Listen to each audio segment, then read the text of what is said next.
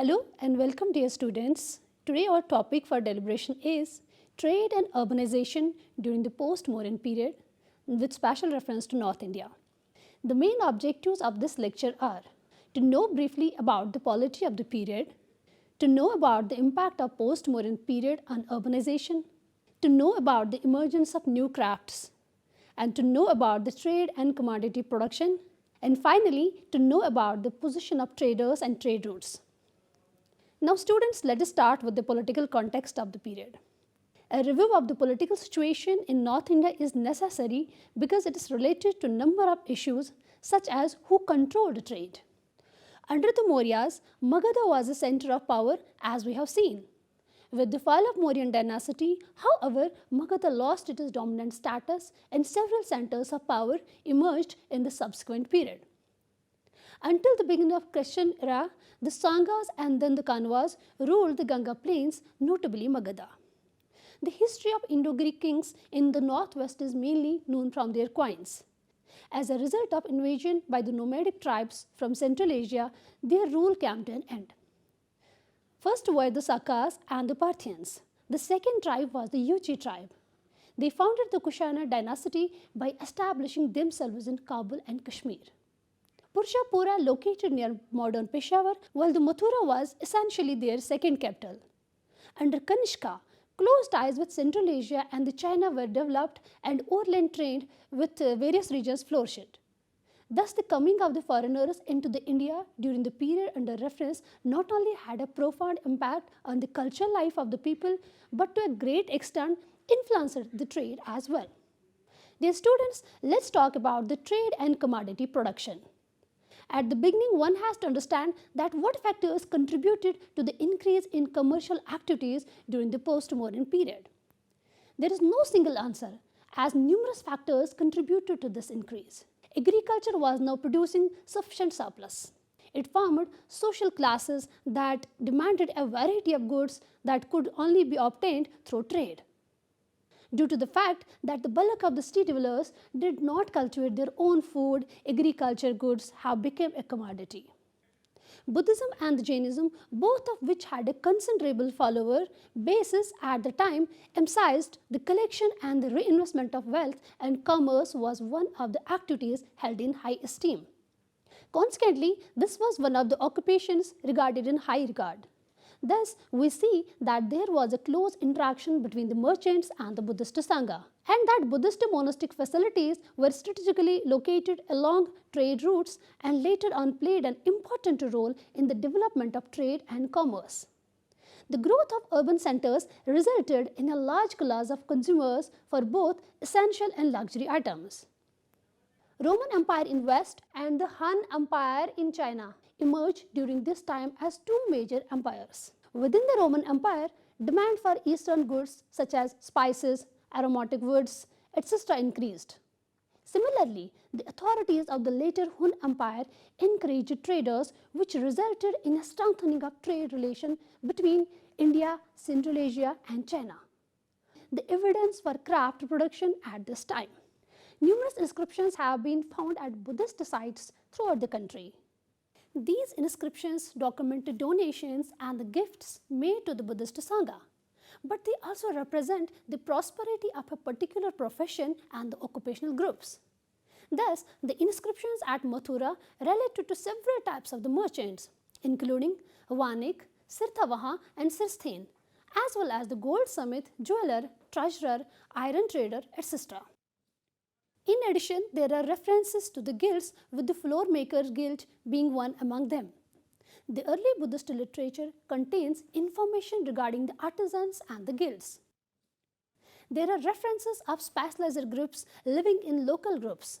For instance, the Jataka mentions a broader settlement near Kasi where a number of carpenters resided and where merchants frequently conducted business.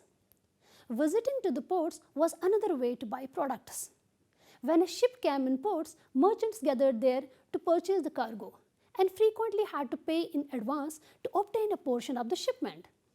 The Arthashastra states that some artisans worked individually with apprentices while others were organized into guilds. Inscriptions attest to the contributions made by these artisans, and the archaeological excavations provided us with the evidence of their work.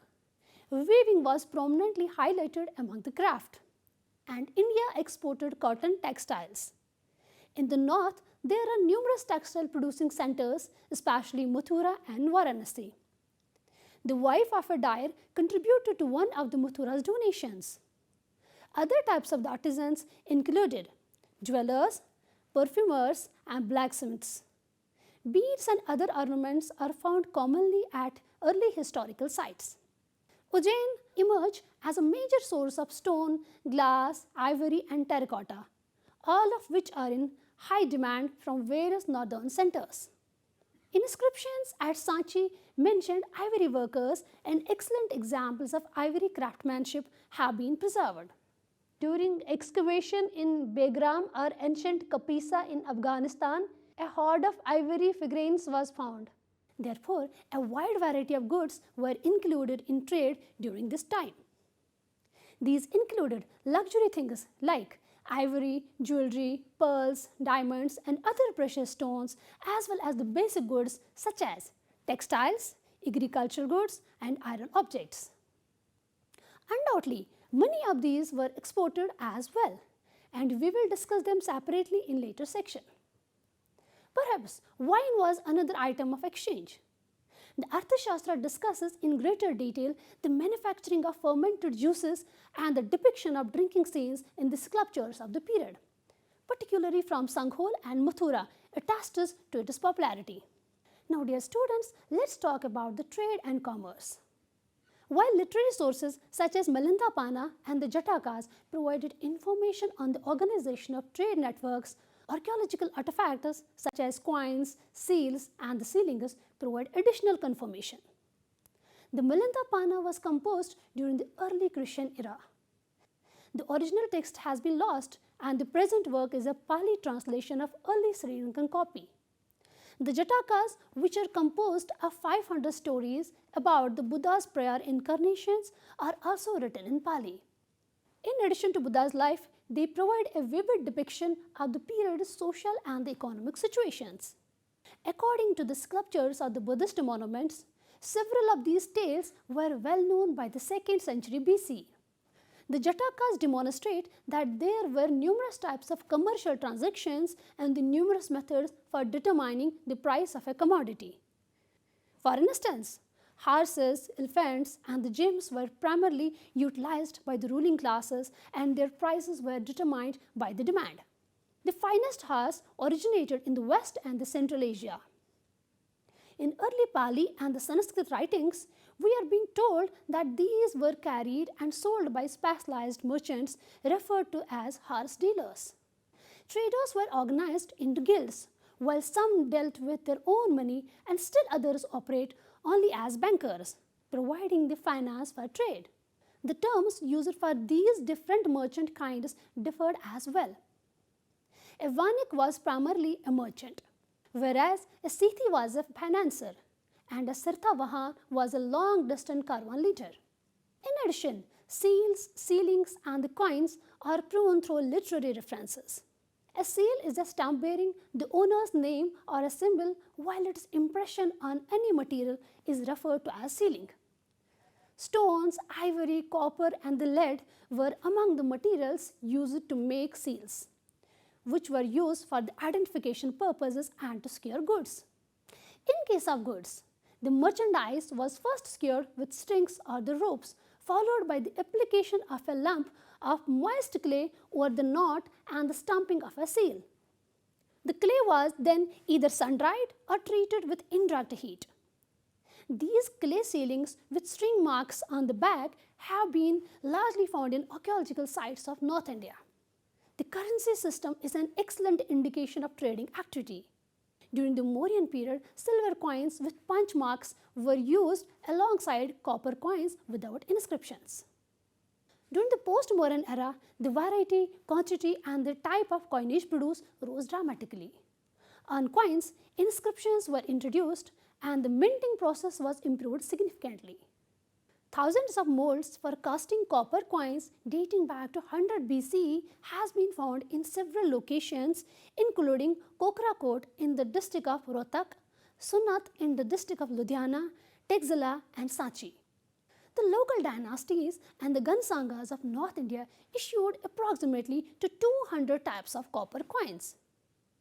The northwestern Indo-Greek kings developed a magnificent series of portrait coins, a style that was adapted by India for several centuries. These silver and copper coins were inscribed on one side with Greek language and script and on the other side with Prakrit and typically Kharoshthi script. In Western India, the coins of Kshatrapas are significant because they represent the first use of Saka era, which offers a reliable chronological basis. The Kushana issued a notable coinage series of the early century CE. In addition to the copper coins, the Kushanas manufactured a significant quantity of gold coins depicting various Indian, Greek and the Iranian deities. This abundance of coin types and the coinage system suggests widespread monetary use. Earlier, we mentioned that marine commerce began during the Mauryan period. In the early decades of the Christian era, the early linkages flourished and grew.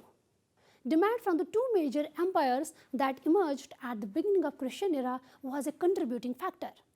In the west was a powerful Roman Empire, while in the east was a Chinese Hun Empire. Thus, information about the period is accessible from numerous foreign sources. The Periplus of the Erythraean Sea is one of the works that informs us much about the early maritime commerce. This 1st century BC Greek work was authored by an anonymous sailor and describes the ports he visited during his voyage between the Red Sea and India. His records also reveal the commodities that were exchanged at each port. Barbican at the mouth of the Indus and the Bharuch at the mouth of Narmada were the two principal ports to which trade items from the centers of North India were carried. We have mentioned earlier the Indus routes that connected Barbican to Punjab and Gandhara. Bharuch, which the Greeks called Barigaza, was connected to Ujjain, Mathura and the Ganga plains. Tamluk was an important port for coastal trade with the Andhra and Tamil coast in the east. According to the Periplus, northern import includes brocades, coral, glass vessels, money and wine. The Romans are known for their technological advancements in the production of glass. As a result, the various types of glass artifacts they created were highly regarded in many countries, including India and China. Although a great number of gold and silver Roman coins has been found in peninsular India, very few has been found in northern India. This had led some scholars to speculate that the Kushanas and the Kshatrapas melted and reused these imported coins to issue their own currency. In exchange, India exported spices, precious stones such as lips lazuli, carolinial, Chinese silk and yam. We should not conclude from this that only Roman merchants dominated the trade. There were other partners in this trade, including Arabs, Jewish, Oriental Greeks and the Egyptian Roman subjects. In addition, Indian sailors sailed their own vessels to Red Sea ports. The Jataka records various tales of Indian merchants who conducted long maritime voyages for monetary benefit. This is further supported by reference in the Kautilya's Arthashastra and the inscriptions. A significant category of contributors to Buddhist monasteries is the Navikura mariner. Chinese silk and yam are the examples of product category demanding clarification. You may have a question in mind that why was Chinese silk traded through India rather directly? This was because of the political climate. Along the northeastern edge of the Indian subcontinent, the Parthians were the powerful kings. Constant hostility between them and the Roman Empire resulted in the disruption of land routes between China and the West. Many Chinese goods were therefore transported to India through the land routes. Early contact between India and Central Asia and China are documented in Chinese histories recorded during this time. Along with the traders, Buddhism is believed to have expanded to Central Asia and China between the 1st century BCE and the 1st century CE. Early in the 1st century CE, a series of Buddhist caves were constructed along the northern road to Central Asia and commencing in the 3rd century CE, whereas Buddhist texts were translated into Chinese. We have spoken relatively little thus far regarding early trade with Southeast Asian nations like Burma, Thailand, and Indonesia. This is due to the absence of early written records in these countries. In contrast to the Roman and Chinese empires, archaeological excavations are therefore our only source of information. At this time, many Indian-made artifacts such as seals and beads made of semi-precious stones, ivory combs, etc. were cherished and valued by Southeast Asian communities. It is difficult to tell much more about the organization of trade in the early years of the Christian era due to the lack of written records. Now, dear students, let's talk about the trade routes. Bactria, located in the Oxus Valley in the northern Afghanistan, was the principal international trade center with Central Asia and China. From this city, a route led to the heartland of Kushan Empire via Kapsa and the Kabul Valley. According to the various sources, there are two major routes within the Indian subcontinent. The Uttar Patha, or we can say the northern road, linked the great centers of northern India. The second was Dakshina Patha, linked the important centers of peninsular India. The Uttar Patha started at Pushkalvati, or we can say the modern Charsada, and proceeded to Patliputra via Taxila, Mathura, Kasambi, and Varanasi, and from there to Champa. This old highway existed during the reign of Mauryas, and it is mentioned in the Greek texts. On this route, which branched off from Mathura and headed west to Sindh, horses were transported to the north. Mathura was also linked to these cities of Ujjain and Broch at the mouth of Narmada. A third route parallel to the Indus River connected Taxila to Patala near the river's mouth. Notable here is that the principal road followed the Ganga's channel, and there are several references to the river's use for carrying of goods by the boats. This major route was linked to several smaller routes, one of which led to Nepal through Vaishali and Shravasti. Now, dear students, let's throw some light upon the urban centers of the period. Descriptions contained in early Pali and Sanskrit texts provide information about the urban centers of North India. However, many of these descriptions are quite general. Nevertheless, the main source for this purpose are archaeological explorations done at significant urban centers. These provides information about the construction of the houses and the tools and other artifacts used by the inhabitants. The excavations of Sir John Marshall conducted at Taxila, which is 30 kilometers northwest of present-day Islamabad, Pakistan. The excavations began in 1913 and lasted over 2 decades. These revealed that the Taxila has been settled at least since the Mauryan period, although the first planned city was established under the Indo-Greeks. Later, a fortification wall was constructed around the city. Numerous other sites have also yielded evidence of fortification walls, which were often constructed of clay and well-compact mud. Burnt brick construction was well known and commonly utilized for a variety of constructions. However, wedge-shaped bricks were used to construct circular structures. Comparatively to the Mauryan period, the houses of the early historical period were better constructed and made extensive use of burnt brick walls and the roof tiles. Archaeological findings indicate that the settlements were more prosperous than those of an early age. A huge number of beads were found, indicating a rise in the ornamentation and jewelry use. Clay was utilized in numerous ways. In addition to being required for the production of pots, it was also utilized for the production of human and animal figures. Some of these sculptures were cast in molds and contained detailed carvings and ornamental features. Moreover, it's important to observe the increase in urban centers. On the banks of the Yamuna, excavations have uncovered numerous prosperous villages such as Purana Killa, Mathura, and Kasambi. Achitra in the district of Bareilly was the capital of North Panchal. Rajghat in the Varanasi has revealed signs of ivory working and textile production during this period. Vaishali in North Bihar produced a huge number of clay seals and ceilings, the most of which belonged to merchants and artisans. Tamluk and Chandrakutugarh were the two significant Bengali sites. In the early centuries of Common Era, Chandrakutugarh was surrounded by a mud rampart, while Tamluk was a port town serving as an outlet for Ganga traffic. Ujjain, located further west, was a walled settlement known for its bead-making industry. In addition, massive brick walls and other structures have been found during excavation at each of these locations.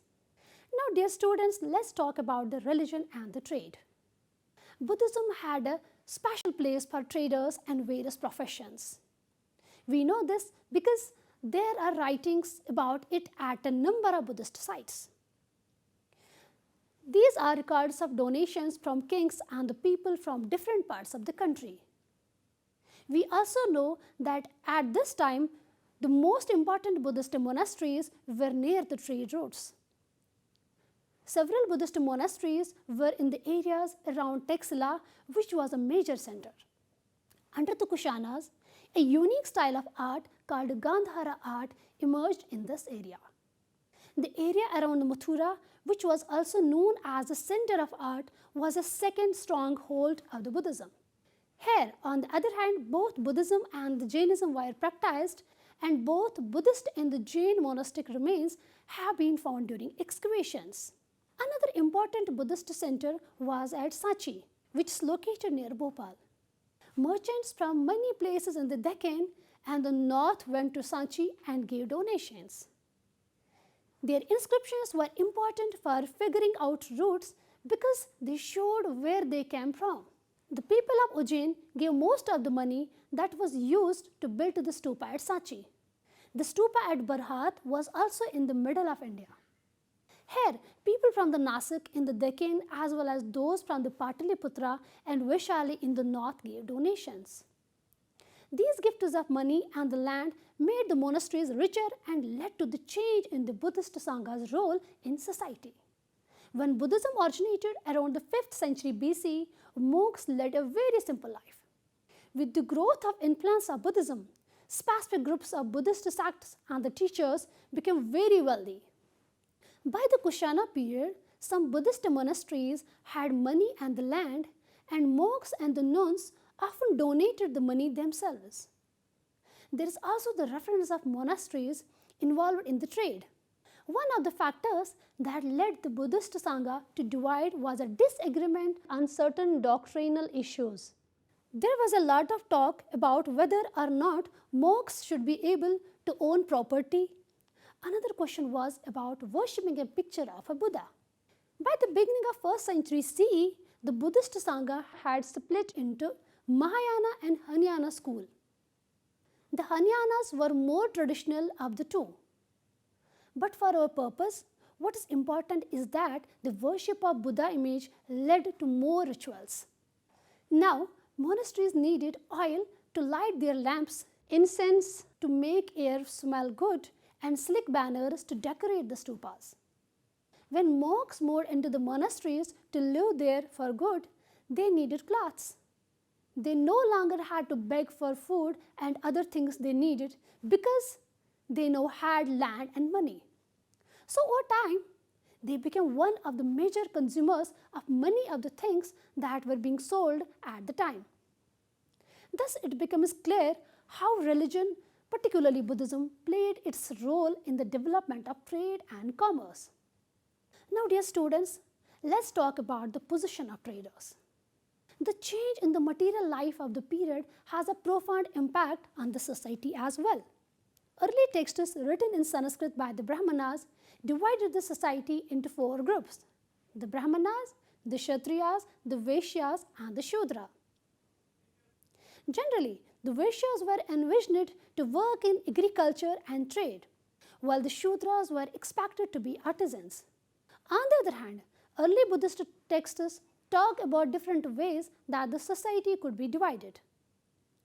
Along with the Varna or caste system, they also talk about differences based on the work and craft. Here, the differences between high and low. People thought that farming, trading and keeping cattle were very important jobs.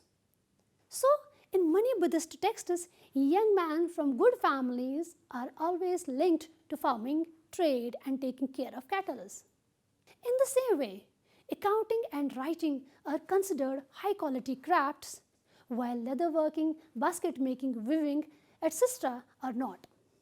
In general, in Buddhist society, people were defined by their jobs and traders had a high place in society.